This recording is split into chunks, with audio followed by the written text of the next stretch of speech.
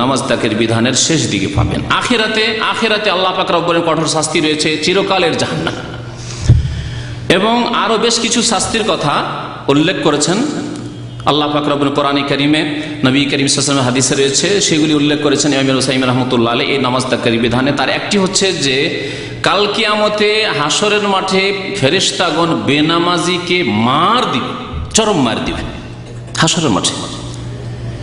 ওয়ালাউ তারা ইয ইয়াতাওয়াফাল্লাযিনা কাফারুল মালায়েকাতু ইয়াদরিবুনা উজুহাহুম ওয়া আদবারাহুম, ফেরেশতাগণ বেনামাজি কাফের যারা দিন থেকে বেরিয়ে গেছে নামাজ ছেড়ে, এবং অন্যান্য কাফের যারা, তাদের মুখে মার দিবে এবং পিঠে মার দিবে। ইয়াদরিবুনা উজুহাহুম ওয়া আদবারাহুম, পাছায়ও মার দিবে, পিঠেও মার দিবে, আর মুখমণ্ডলেও মার দিবে, আল্লাহ পাক ইরশাদ করেছেন। এবং তারা চিরকাল জাহান্নামে থাকবে। আল্লাহ পাক রব্বুল আলামিন ইরশাদ করেছেন সূরা আহজাবে, ইন্নাল্লাহা লা'নাল কাফিরিনা ওয়া আ'আদ্দা লাহুম সাঈরা। আল্লাহ পাক কাফেরদের উপর অভিসম্পাত করেছেন এবং তাদের জন্য সাঈর, উত্তপ্ত জাহান্নাম তৈরি করে রেখেছেন।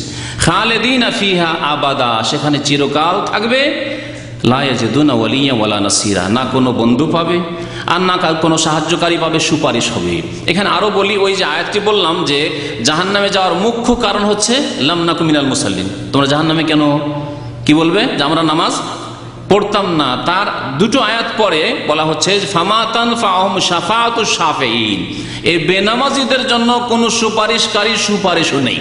সুতরাং বেনামাজিদেরকে বলবো যে কথা ভাববেন না যে আমার জন্য সুপারিশ হবে, নবী করিম সাল্লাল্লাহু আলাইহি সাল্লামের সুপারিশ হবে না, কোন আম্বিয়ার সুপারিশ হবে এমন কি। আমি গত সপ্তাহে একজনের কথা শুনলাম যে বেনামাজি, এখানে আছে বেনামাজি, আর তার ছেলেকে হাফেজ করেছে জাহেল। বেনামাজি হাফেজ করেছেন, উদ্দেশ্য কি? বলছে উদ্দেশ্য ওই যে জাল হাদিস শুনে আছে যে 10 জন লোক বংশ থেকে নিয়ে যাবে জাহান্নাম থেকে উঠিয়ে, কোথায়? জান্নাতে। আল্লাহ পাক কোরআনে কি বলছেন? বেনামাজির ক্ষেত্রে ফামা তানফাহুম শাফাআতুশ শাফিঈন, কোন সুপারিশকারী সুপারিশ কাজ, হাফেজের সুপারিশ তো দূরের কথা, রাসূলুল্লাহ সাল্লাল্লাহু আলাইহি ওয়াসাল্লাম সুপারিশও হবে না বেনামাজির জন্য।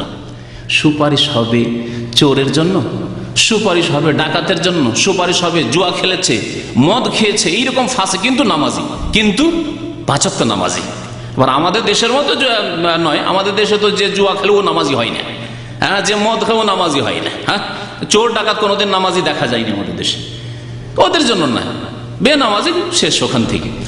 তো তারপরে আল্লাহ পাক রব্বুল আলামিন একটি দরজা, প্রশস্ত দরজা খুলে রেখেছেন। এই দরজার কথা দিয়ে আমার আলোচনা শেষ করছি। সেই দরজার নাম কি? একটি দরজা আল্লাহ পাক রব্বুল খুলে রেখেছেন, সেই দরজা এখনো বেনামাজিদের সামনে খোলা আছে, তওবার দরজা। তওবার দরজা খোলা আছে, কখন বন্ধ হবে? হ্যাঁ, সূর্য পশ্চিম দিকে উঠার অপেক্ষা করবেন যে কিয়ামত হোক, ওটা তো দূরে আছে। একটা হচ্ছে যে সূর্য যেদিন পশ্চিম দিক থেকে উঠে যাবে সেদিন দরজা বন্ধ, সবার জন্য বন্ধ হয়ে যাবে। আর প্রত্যেক মানুষের নিজ নিজ তওবার দরজা বন্ধ হবে কখন? যখন মৃত্যুর অবস্থাকে অবলোকন করে নেবে, আযাবের ফেরেশতা দেখে নিয়েছে, মৃত্যু মুহূর্তে পৌঁছে গেছে। নবী করিম সাল্লাল্লাহু আলাইহি ওয়াসাল্লাম বলেছেন ইউকবালু তাওবাতুল আবদে মা লাম ইউগারগির, যতক্ষণ পর্যন্ত মৃত্যুর গড়গড়া, হ্যাঁ, এখানে ইজা বালাগাতিল হুলকুম, কণ্ঠনালীতে এখন আত্মা পৌঁছে গেছে, আর আযাবের ফেরেশতাদেরকে দেখে নিয়েছে, ধমক দিচ্ছে, উখরুজি আইয়াতুহান নাফসুল খাবিসা, হে খবিস আত্মা বের হও, বের হও ইলা গাযাবিল্লাহ, আল্লাহর গজবের জন্য। এই অবস্থা যখন দেখে নেবে তখন তওবা করবে, তখন তওবা কবুল হবে না। এই অবস্থায় ফেরাউনও তওবা করেছিল। সুতরাং বেনামাজিরা শেষখানে কলমা পড়ান শরবত দেন করে যে আমাদের দেশের লোকেরা, ওই সময় আর কোনো কাজে আসবে না, ওই সময় তওবা করে কাজে আসবে না। সুতরাং আল্লাহর হস্তে তার আগেই তওবা করেন বেনামাজিরা, আধা নামাজিরা, নিম নামাজিরা, কিছু নামাজিরা। আল্লাহ পাক যেন তাদেরকে ফুল নামাজি হওয়ার তৌফিক দান করেন। আল্লাহ পাক আমাদের উম্মতে মুসলিমার যেসব নামাজে ত্রুটি করা লোকের রয়েছে, আধা নামাজি হয়ে রয়েছে, আল্লাহ পাক তাদেরকে খাঁটি মুসলমান হওয়ার তৌফিক দান করেন। 5 ওয়াক্ত নামাজ কায়েম করার যেন তৌফিক দান করেন। আল্লাহ পাক আমাদের গুনাহ খাতা যেন মাফ করে দেন। যেসব ভাইরা তওবা করেন আল্লাহ পাক তাদের খালেস তওবা করার যেন তৌফিক দান করেন। আল্লাহ অতীতের গুনাহ খাতা যেন মাফ করে দেন। আল্লাহ পাক রব্বুল আমাদেরকে বেশি বেশি নেক আমলের যেন তৌফিক দান করেন। ফজরের নামাজ বা জামাত আমাদেরকে আদায় করার যেন তৌফিক দান করেন। আল্লাহ আমাদের ঈমানকে যেন মজবুত করে দেন। পরকালের আল্লাহ পাক রব্বুল আলামিন যেন সুখময় স্থান আমাদেরকে দান করেন। আল্লাহ পাক যেন দুনিয়াতেও আমাদেরকে সুখী করেন। আমাদের আত্মীয় স্বজন যারা অসুস্থ রয়েছে, পীড়িত রয়েছে, পেরেশান রয়েছে, আল্লাহ পাক তাদের পেরেশানি যেন, তাদের অসুস্থতা যেন দূর করে দেন। যারা কোনো বিপদ আপদে রয়েছে, আল্লাহ পাক যেন বিপদ আপদ দূর করে দেন। আল্লাহ পাক আমাদেরকে নেক আমল যেন তৌফিক দান করেন।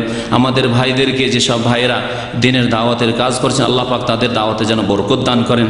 আল্লাহ পাক আমাদের আত্মীয় স্বজনদের যেন হেফাজত করেন, মুসলিম ভাই বোনদের হেফাজত করেন।